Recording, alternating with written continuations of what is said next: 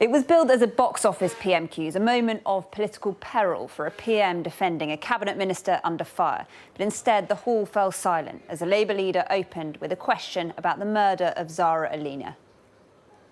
Opportunities were missed by the probation service that could have prevented this attack and saved her life. Does the Prime Minister accept those findings? Minister. Mr. Speaker, this was a truly terrible crime. And as the Chief Inspector has found, the failings in this case, and indeed others, were serious and indeed unacceptable. But it was a PMQs of two halves. The mood turned and the noise in the chamber returned as a Labour leader moved to Nadhim Zahawi's tax affairs. Does the Prime Minister agree that any politician who seeks to avoid the taxes they owe in this country is not fit to be in charge of taxpayer money? Well, Mr. Speaker, I'm pleased to make my position on this matter completely clear to the House. What was really interesting was a contrast with last week, where the PM tried to brush the controversy aside. My honourable friend has already addressed this matter in full, and that's nothing more that I can add. Rishi Sunak defending Nadhim Zahawi, but listen to him this week.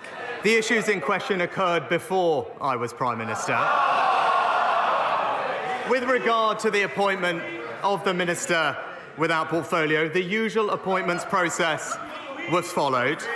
No issues were raised with me.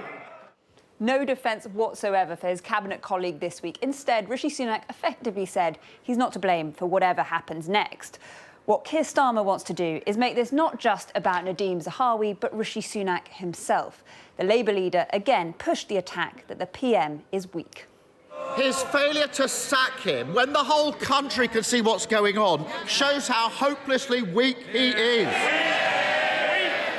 Is he starting to wonder if this job is just too big for him?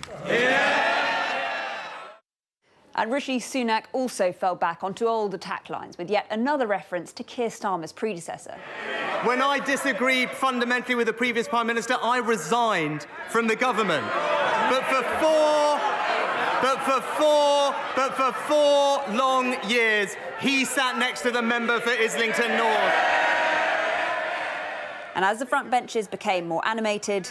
I know he reads from these prepared sheets, but he should listen to what I actually say. Look at Labour here, accusing the PM of not reading his own notes. Then came another personal swipe from the SNP's Stephen Flynn. What advice would he have for individuals seeking to protect their personal finances? Should they seek out a future chair of the BBC to help secure an £800,000 loan? Should they set up a trust in Gibraltar and hope that HMRC simply don't notice? Or should they do as others have done and simply apply for non-dom status?